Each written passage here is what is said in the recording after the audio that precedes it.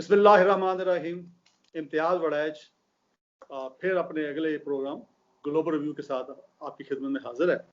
आज हमारे साथ जो मेहमान हैं वो काफ़ी मशहूर एंकर हैं और यूट्यूबर भी हैं, इसके अलावा ब्लॉगर भी हैं और करंट अफेयर्स और पॉलिटिकल अफेयर्स की एनालिस्ट भी। का नाम है ज़ुबैरिया रहमान।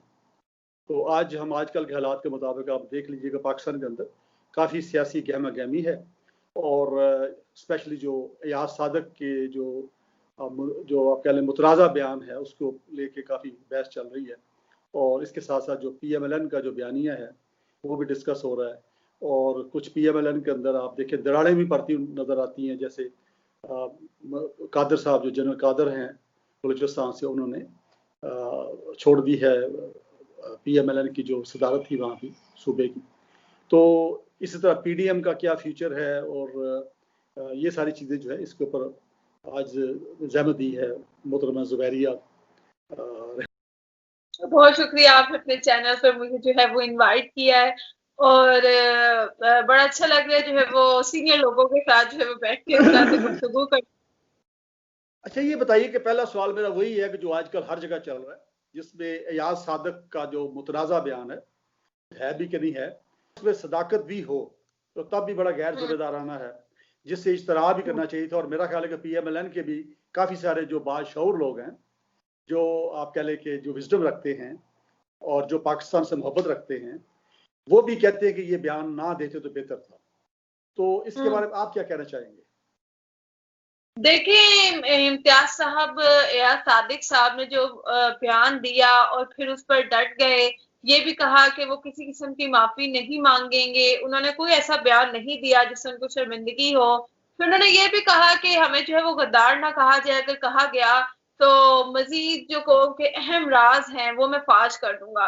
तो आप खुद अंदाजा लगाए कि इस किस्म के बयान देना और फिर उससे जो है वो उस पर डट जाना और ये कहना, इनको तो एक प्रेस कॉन्फ्रेंस करनी चाहिए थी और कौम से माफी मांगनी चाहिए थी कि भाई हमने जज्बात में आकर ही चलो गुस्से में आकर ही, क्योंकि पॉलिटिक्स चीज ही ऐसी है कि आप हमेशा जो है वो ऑपोजिट पार्टी को कभी एक्सेप्ट तो करते नहीं है, लेकिन 5 साल दायरा उसने भी पूरे करने, आप 5 साल उसको कोई ना कोई बयान देते रहते हैं। लेकिन जो इस तरह का बयान है इससे इनको ये अंदाजा नहीं हुआ कि उनका जो इंटरनेशनल इमेज है वो क्या बना है। इंडिया में आज मैं बड़े टाइम बाद जो है वो अपना ट्विटर अकाउंट मैंने खोला तो मुझे अंदाजा हुआ कि इंडिया में किस कदर इस न्यूज को जो है वो हाईलाइट किया गया है।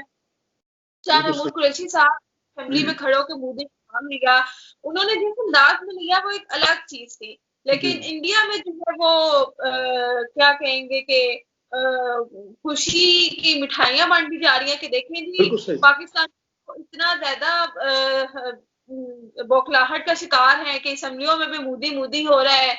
और जाहिर है अगर एक स्ट्रॉन्ग पार्टी PMLN कोई छोटी पार्टी है, ऑपोजिशन की भी जो है वो एक स्ट्रॉन्ग पार्टी है, तो अगर उनकी जानिब से इस तरह का बयान दिया जाता है जो कि इंडिया के हक में है, उन्होंने बीच के अभिनंदन का नाम लिया और ये कहा कि अब आगे से जी उसकी तरदीद हो रही है कि नहीं, उन्होंने आर्मी चीफ का तो नाम नहीं लिया, लेकिन आर्मी चीफ का नहीं लिया, चले माना हुकूमत का भी नहीं लिया, लेकिन एक तरह से पाकिस्तान का तो नाम लिया ना कि उसकी पाकिस्तान की जो इंडिया के आगे टांगे कांपनी है। हम जो है वो यहाँ पर दिन रात हमारी आर्मी जो है वो इस तरह के फराइज सर अंजाम दे रही है, इंडिया की आंखों में आंखें डालकर इतने जवाब दिए। फिर 27 फरवरी को जो हुआ वो भी दुनिया पूरी ने देखा कि किस तरह से जो है वो हमने जवाब दिया। इधर से हम अभिनंदन जो है वो सही सलामत उनके हवाले कर रहे हैं और दूसरी तरफ से वो क्या भेज रहे हैं, वो लाश भेज रहे हैं। ठीक है, तो ये एक ऐसी चीजें हैं जिससे पाकिस्तान का इमेज बड़ा पॉजिटिव बिल्ड हुआ था। लेकिन अब इस तरह के बयान जो एयाज सादिक साहब ने दिए हैं उस पर हमने देखा कि पहले उनकी अपनी पार्टी से जो है किसी ने उनको ये कहा जाए कि डिफेंड नहीं किया। कोई इसके ऊपर मरियम नवाज का, नवाज शरीफ का आपने वीडियो क्लिप नहीं सुना, कोई उन्होंने ट्वीट नहीं किया। और अब जो है ये कहा जा रहा है कि नवाज शरीफ साहब ने जो है वो खुद उनको थपकी दी है कि हाँ जो आपने कहा है वो सही कहा। उसके पीछे भी आप खुद जानते हैं और बहुत बेहतर जानते हैं कि नवाज शरीफ साहब PDM के पहले जलसे से लेकर उससे पहले जो ऑल पार्टी कॉन्फ्रेंस हुई उसमें भी जिस तरह से उन्होंने मुतनाज़ा तकारीर की, फौज को जो है वो उन्होंने तनकीद का निशाना बनाया और अब उनकी पार्टी का एक अहम रुकन जो है उसने इस तरह का बयान दी है। लेकिन हम देखते हैं कि ऐसे बयान के बाद उनकी अपनी पार्टी में बहुत हद तक फूट पड़ चुकी है। अब हम देखें आने वाले दिनों में मैं वही गुजारिश करता हूँ कि देखें एयाज सादिक जैसा बंदा जो कि 5 साल स्पीकर नेशनल असेंबली में रहा हो और इसके अलावा भी वो एक सीजन और पुराने आदमी हैं और मैच्योर आदमी हैं, जज्बाती उनकी तबीयत कभी भी नहीं हुई, कभी भी उसका मुजाहरा उन्होंने कभी नहीं किया, हमने उसको जज्बाती हालत में कभी भी नहीं देखा। तो ये मानना बड़ा मुश्किल है कि ये जो था वो उनका नपातुला बयान नहीं था या प्लान बयान नहीं था, बल्कि ये अचानक ही हो गया। तो ये बिल्कुल इसको माना नहीं जा सकता। तो इसका मतलब ये है कि जैसे कि आपने जिक्र किया कि मियां नवाज शरीफ साहब की शुरू से ही जब से पीडीएम के जलसों से खिताब उन्होंने करना शुरू किया है, उन्होंने शुरू से ही उनका जो स्टांस लिया है वो तो या तो एस्टैब्लिशमेंट को हिट कर रहे हैं या फिर वो आप क्या लेके वो यानी अपने फायदे के लिए वो बिल्कुल उन्होंने जो पाकिस्तान की रियासत है, देखिए एक होता है एंटी गवर्नमेंट होना, एक होता है एंटी स्टेट होना। अच्छा, एंटी गवर्नमेंट लोग होते रहते हैं, जाहिर बात है सियासी इख्तलाफ हो सकते हैं इमरान खान साहब के साथ, इमरान खान साहब उनके बारे में कहते हैं, वो भी कह सकते हैं इनके बारे में, वो है एंटी गवर्नमेंट होना। बट एंटी स्टेट यानी एंटी पाकिस्तानी होना और ऐसी बात कहना जिसमें कि पाकिस्तान की जो मुसल्लह फौज है उसकी धाक बैठी हुई है उसके ऊपर और इस तरीके से उन्होंने जवाब दिया, उसको इन्होंने नलीफाई कर दिया और उसके ऊपर शादियां बज रहे हैं इंडिया के अंदर। तो ये एक बहुत बड़ा मैं समझता हूँ कि सेटबैक है। अब मुझे ये बताएं कि मैं इसी में आगे चलूंगा जैसे आप बयान करना चाह रहे थे कि जो पीएमएलएन की पार्टी है इटसेल्फ, अब जाहिर बात है कि आपको पता है कि मेजोरिटी लोग, बल्कि सारे लोग मैं कहूँगा कि मुहब्बे वतन ही हैं उसके अंदर और सीजन लोग हैं, तजर्बाकार लोग हैं, जिसमें लेफ्टिनेंट जनरल जो कादर साहब हैं उन्होंने रिजाइन भी कर दिया है। उसमें दूसरे इख्तलाफात का भी लोग जिक्र करते हैं, लेकिन असल इख्तलाफ यही है जो उनका बयान भी आया है कि उन्होंने ये जो बयान दिया है और फौज के खिलाफ जो इन्होंने अपनी कैंपेन चलाई है मियाँ साहब ने, उसके ऊपर उन्होंने रिजाइन किया है। तो इसी तरह मुझे लग रहा है कि बाकी जो सर्कल्स हैं पीएमएलएन के अंदर, जो मुहब्बे वतन मेंबर्स हैं उनके अंदर भी बेचैनी पाई जा रही है। तो आप क्या समझते हैं कि पीएमएलएन को कहीं ये चीज, ये जो मूव है कहीं ले तो नहीं डूबेगी, ये स्प्लिट तो नहीं हो जाएगी, टूट तो नहीं जाएगी? देखिए पीएमएलएन की अगर बात की जाए, जब नवाज शरीफ साहब ने बयान दिए थे तो हम तभी से देख रहे हैं कि सब ने उनको जो है सपोर्ट नहीं किया, पूरी पीएमएलएन ने उनके बयान को सपोर्ट नहीं किया, क्योंकि उनको पता है कि आप जो है वो जब फौज के अगेंस्ट बोलते हैं, जब आप इदारों के अगेंस्ट बोलते हैं तो आपका क्या हाल होता है। और जब तक हमारी आवाम को ये अकल और ये शऊर नहीं आएगा कि एक ऐसा इंसान जो कि लंदन में बैठा है और पाकिस्तानी फौज जो कि दिन रात यहाँ आपके बॉर्डर पर ड्यूटियां दे रही है, जानों का नजारा पेश कर रहे हैं, जानों का नजारा पेश कर रहे हैं, रोज शहादतें हो रही हैं। जी जी, आपको चैन की नींद सोते हैं तो वो कई दिन जागते हैं। हमें ये शऊर ही नहीं है कि हमारी फौज बेसिकली कर क्या रही है। और ऐसी फौज के अगेंस्ट जो है वो लंदन में बैठा एक बंदा जो है, जो कि मुजरिम है, इश्तिहारी मुजरिम जिसको अदालत ने करार दिया है, वो फौज के खिलाफ ऐसे बयान दे। और असल में अगर देखा जाए ना इम्तियाज साहब, तो इनकी लड़ाई ना दोनों से है, इनकी लड़ाई हुकूमत से भी है, इनकी लड़ाई फौज से भी है। इनको जब हुकूमत लगाने लगती है तो ये हुकूमत के अगेंस्ट बोलने लग जाते हैं, जब इनको फौज की तरफ से फेंटी पड़ती है तो ये फौज के अगेंस्ट बोलने लग जाते हैं। हालांकि मैडम मैं आपको इंटरप्ट कर रहा हूँ, हालांकि आप देखिए कि जो आर्मी चीफ हैं मौजूदा जो बाजवा साहब हैं, इनकी अपॉइंटमेंट भी इनिशियली नवाज शरीफ साहब ने की हुई है, उनके दौर में हुई है, और उसके बाद जो इस वक्त नेब के चेयर में बैठे हैं इनकी अपॉइंटमेंट भी उनकी मर्जी से हुई है, ठीक है ना। तो ये इमरान खान ने अपॉइंट नहीं की हुई, ये दोनों जो शख्सियात हैं जिनके ऊपर इनकी शिकवें। अच्छा, आप मुझे ये बताइए कि ये जो इसकी वजह से जो पाकिस्तानी अवाम है, अब देखिए पाकिस्तानी अवाम तो फौज के साथ बड़ी मोहब्बत करते हैं, इसी वजह से कि फौज है, फौजी जवान जो हैं अपनी जानों का नजारा पेश करके अपनी टांगे कटवा के, आप देखिए वो कर्नल साहब की वीडियो भी चल रही होती है कि जिसमें टांगे उन्हें कटी हुई है, उन्हें यूनिफॉर्म पहना हुआ है, इस हद तक कुर्बानियां दी हैं, कई लोग जो हैं शहीद हुए हैं उसके अंदर। ये टेररिज्म के खिलाफ, और टेररिज्म कर कौन रहा है, इंडिया करवा रहा है, जाहिर बात है। तो अब पाकिस्तानी अवाम जो है, आपकी चूंकि बड़ी नब्ज है, आप माशाल्लाह बड़ी तजर्बाकार एंकर भी हैं, एनालिस्ट भी हैं, तो अवाम के जो नब्ज है उसको आप जानती हैं, तो पाकिस्तानी अवाम क्या सोच रहे हैं इस बयान के बाद? देखें, हमारी अवाम में मैं बार बार यही कहूंगी कि शऊर की कमी है और शायद अगले कई साल शऊर की कमी रहेगी। यहाँ पढ़ा लिखा नौजवान भी जो है अगर बेरोजगार है या इस हुकूमत के आने के बाद बेरोजगार हुआ है तो वो यही कहता है कि ये हुकूमत बुरी है, पीटीआई की हुकूमत बुरी है। मैं आपसे अपना एक एक्सपीरियंस शेयर करना चाहूंगी, खैर बात बहुत लंबी नहीं करना चाहती लेकिन शॉर्ट में मैं बताऊंगी। कुछ टाइम पहले जो है मैंने एक इवेंट कवर किया, रेंजर्स की तरफ से जो है वो एक कैंप लगाया गया था, हेल्थ कैंप। उन्होंने लगाया था एक ऐसे एरिया में जहां पर हॉस्पिटल की फैसिलिटीज नहीं है, दूर दूर तक कोई हॉस्पिटल कोई क्लिनिक नहीं है। वहां पर हमारी जो है आर्मी रेंजर्स इस तरह की खिदमत अंजाम दे रही है। बड़े लोग आए जिन्होंने मेडिसिन की, जिन्होंने अपना ट्रीटमेंट कराया। आर्मी के डॉक्टर्स हैं वहां पर, आर्मी के कंप्यूटर से सब काम आर्मी ने किया, टेंट लगाने से लेकर लगाने तक, ठीक है। वहां पर हुकूमत का कोई बंदा नहीं था। मैं ये नहीं कहूंगी कि पीटीआई की गवर्नमेंट थी कि नून लीग की थी, लेकिन मैं बात ही करूंगी कि जब हम उस इवेंट से फारिग हुए हैं, हम बैठे हैं ऑर्गेनाइजर्स के साथ, तो उन्होंने एक बात की, जब बात से बात छिड़ी के इतनी सारी डाउनसाइजिंग हो गई है, इतने महकमे खाली कर दिए गए हैं, इतने लोग बेरोजगार हो गए हैं, क्योंकि हम खुद वक्त इसी दौर से गुजर रहे थे। मीडिया में बहुत तेजी से जो है वो डाउनसाइजिंग की जा रही थी।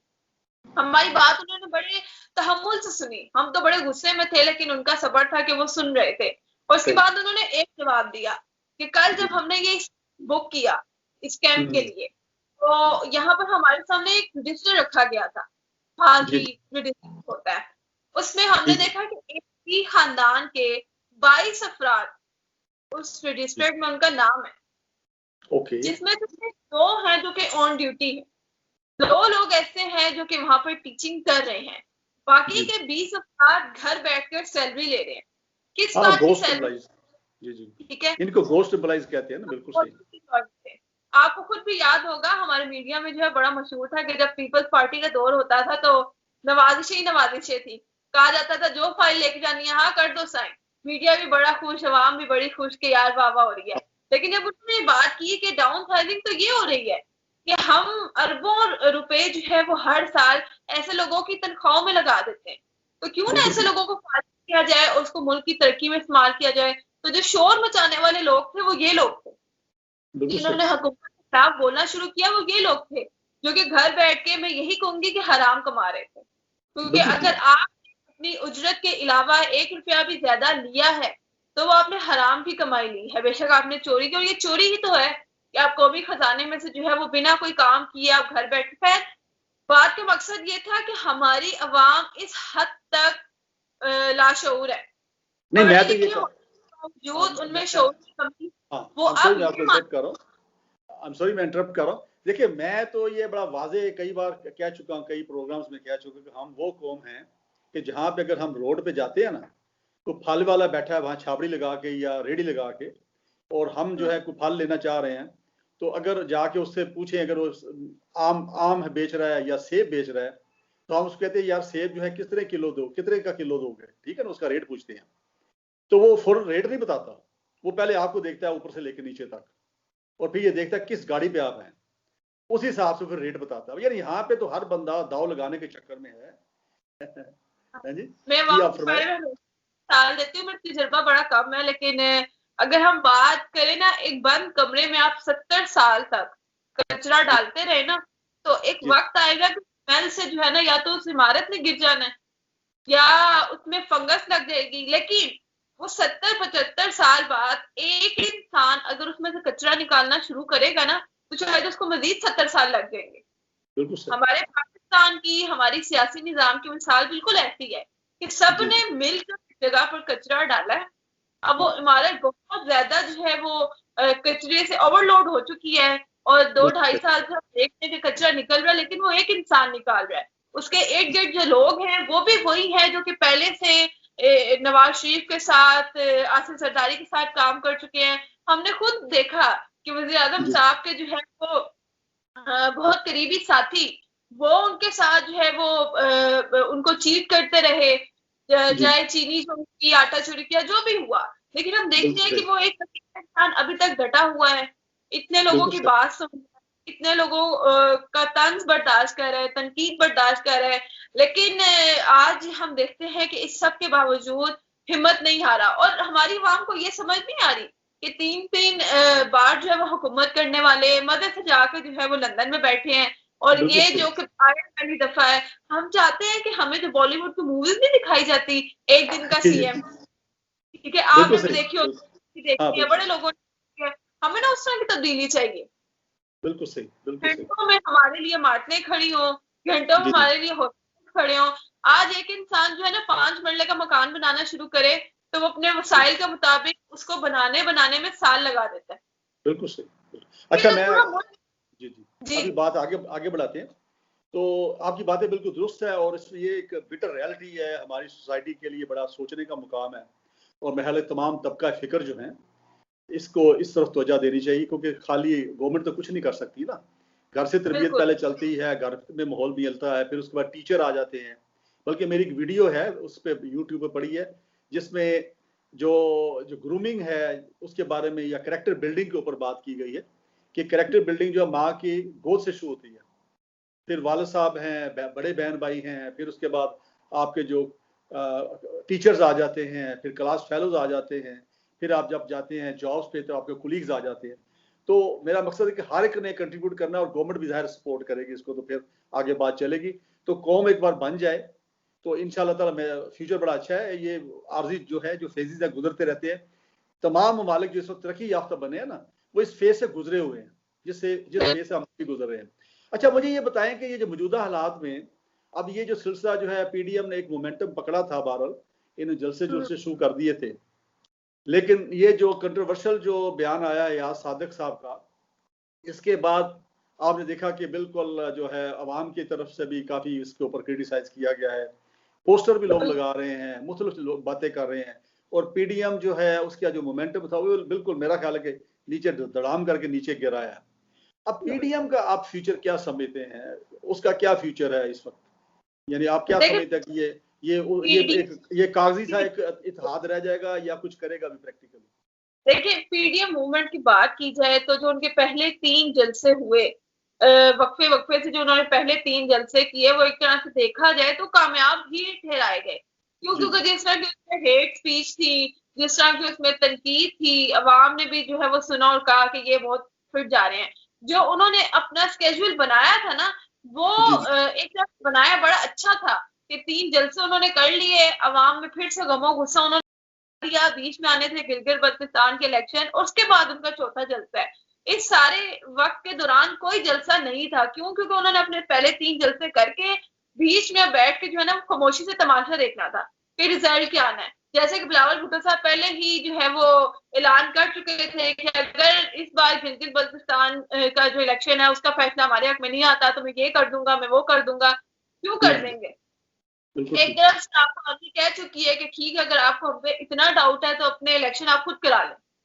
दूसरी बिल्कुल ठीक। जानिब हम आप कहते हैं कि नहीं, फिर से उनको शक है, फिर से धांधली होगी। असल में उनको शक है अपनी कारकर्दगी पे। जी उनको शक है जो जो बातें उन्होंने अपने जलसों में की हैं। आपने देखा कि पीपल्स पार्टी ने जो है वो कितना फास्ट खेला है। बिल्कुल 2 ठीक। जलसे किए, फिर गिलगित बल्तिस्तान के इलेक्शन आने थे, वहां इलेक्शन कैंपेन चलाने निकल गए। क्यों? क्योंकि आप अगर आप अंदाजा लगाएं तो पीपल्स पार्टी की जो सियासत है ना, वो वाकई ही सियासत प्रोएक्टिव, करना। बड़ी प्रोएक्टिव, बड़ी प्रोएक्टिव। बिल्कुल सही। बिल्कुल, उन्होंने 2 जलसे करके अपनी हाजिरियां लगवाई। तीसरे में भी चलो उन्होंने वीडियो लिंक के जरिए खिताब किया, हम मानते हाँ हैं कि उन्होंने इसको सुना, लेकिन उन्होंने बीच में जो है वो खुद वहां जाके स्टैंड लिया है। उन्होंने हाँ, वहां जाके कैंपेन की है और वोट को जो है वो अपने हक में बड़ी किया। फिर बड़ी एक्टिव कंपेन की है, किसी और पार्टी ने इतनी नहीं की अभी तक वहां पे। बिल्कुल सही। देखा जाए कि जो मरियम सफदर ने किया, जो सफदर साहब के साथ जो कुछ हुआ, जिस जी तरह जी, से उन्होंने वो रियासत मदीना की बातें की और ये कहा कि औरत यहाँ पर महफूज नहीं है, इज्जत महफूज नहीं है, और वो बात वहां कर रही थी जहां पर जो है वो शिद्दत पसंद लोग ज्यादा हैं, जहां मजहब जी के जी, करीब लोग ज्यादा है, उनके जज्बात भड़का रही थी कि यहाँ इस बिल्कुल। मुल्क में औरत की इज्जत नहीं है। तो हम देखा जाए कि ये बड़ी प्लानिंग के तहत चल रहे थे, लेकिन इनकी प्लानिंग एक हद तक सही थी। जी हुकूमत जी, पर इन्होंने बहुत ज्यादा दबाव डाला, लेकिन जो याद सादिक साहब ने ये बयान दिया है, इससे जो है वो देखा जाए कि अवाम में जो है वो गुस्सा, गमो गुस्सा बहुत ज्यादा जो है वो बड़ा है।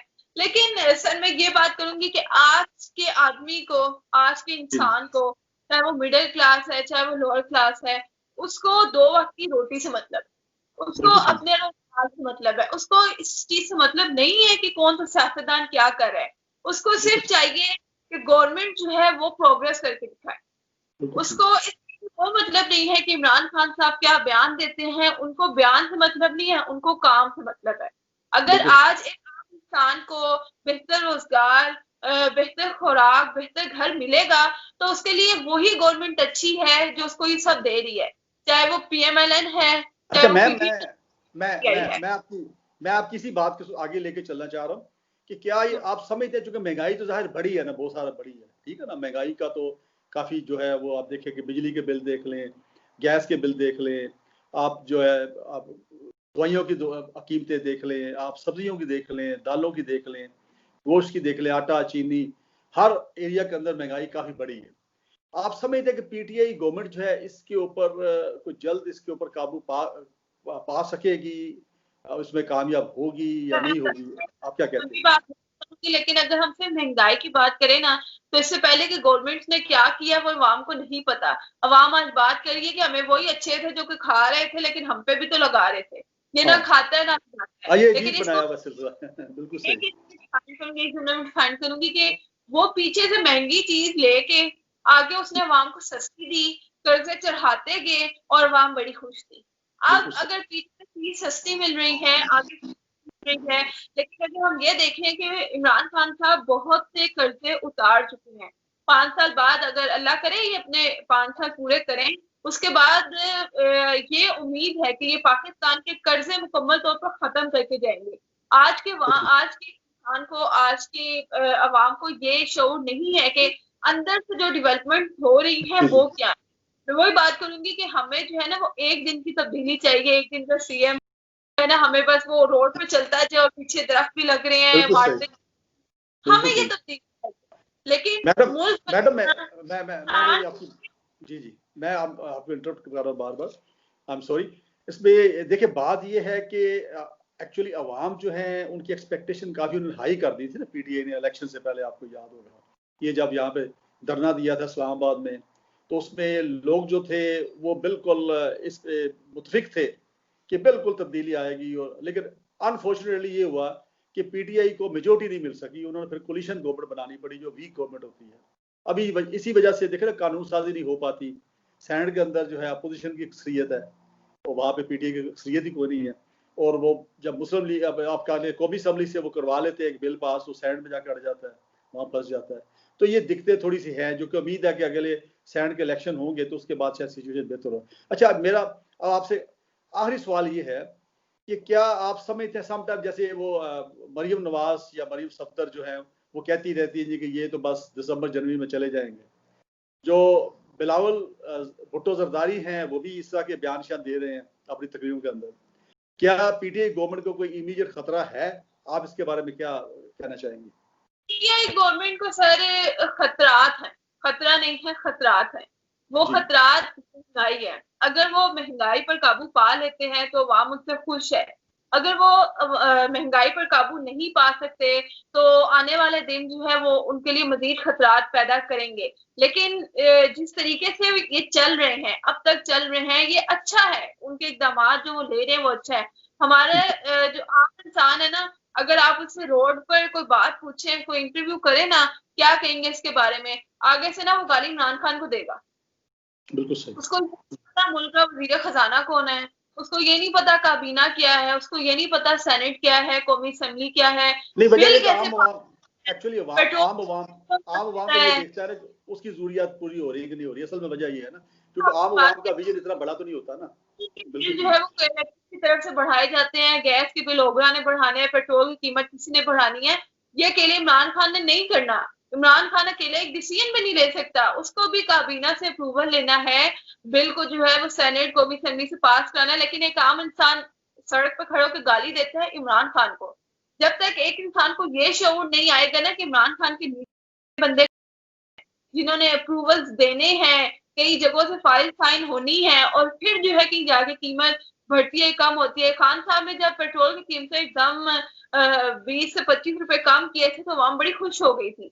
लेकिन हमने देखा माफियाज थे ना, उन्होंने पेट्रोल देना बंद कर दिया था। क्या मोटरवे, क्या जीपी रोड। लोग ख्वार हो गए थे कि सफर पर नहीं निकल सकते थे कि रास्ते में पेट्रोल नहीं मिलना। ये माफियाज हैं, ये सोची समझी चालें हैं जिसने मुल्क को आगे नहीं बढ़ने देना। क्यों? क्योंकि हमने हमेशा हराम खाना है। बिल्कुल ठीक। हम वो लोग हैं जो गले सड़े फल के ऊपर ना स्टिकर लगा के उसको बेच देते हैं और दिखाएंगे ये कि ये बड़ा अच्छा है। हम हर इंसान अपने अंदर से करप्ट है, बिल्कुल सही। हर इंसान अपने अंदर चोर है। हम अपनी खत्म करते नहीं है और हम जो है वो ये सोचते हैं कि हमें बेनिफिट दे तो गवर्नमेंट दे, हमने टैक्स नहीं देना। हम बहुत कोशिश करेंगे कि आप अपने जो है वो अकाउंट रिकॉर्ड छुपाएं, आप अपनी प्रॉपर्टी के रिकॉर्ड छुपाएं। कौन सा ऐसा बंदा है सर मुझे बताएं जो अगर अपने बच्चे का एडमिशन कराएगा तो अपनी जो बैंक स्टेटमेंट है वो ओरिजिनल जमा कराएगा। उसकी यही कोशिश होगी कि उसको फीस में जो है वो कमी की जाए, बेशक वो लाखों रुपए महीने का साल का कमाता है। तो ये छोटी छोटी चोरियां हैं जो कि हर बंदा करता है। नहीं, बहुत अच्छा मैडम जुबैरिया, बहुत शुक्रिया आपका, आपने टाइम निकाला, आपकी बातें बड़ी अच्छी हैं, मजीद करने को दिल चाह रहा था लेकिन चूंकि टाइम कंस्ट्रेंट है। नाज़रीन, आपने आज का मेरा जो प्रोग्राम है ग्लोबल रिव्यू वो आपने देखा और सुना, मुझे उम्मीद है आपको पसंद आया होगा। लेकिन इसके ऊपर आपका जो फीडबैक है वो बड़ा ज़रूरी है, क्योंकि हम आपके फीडबैक के बगैर कोई भी अच्छा प्रोग्राम नहीं कर सकते, हमेशा इम्प्रूवमेंट की गुंजाइश होती है। तो आप जो है अपना जो फीडबैक है यूट्यूब चैनल पे, जो कि हमारा वहाँ पे ये मौजूद होगा, आप वहाँ पे कमेंट्स कर सकते हैं ताकि हम आइंदा आने वाले जो प्रोग्राम उनको मजीद बेहतर कर सकें। हमें अपनी दुआ में याद रखिए, अपना भी ख्याल रखिए। बहुत शुक्रिया। अस्सलाम वालेकुम।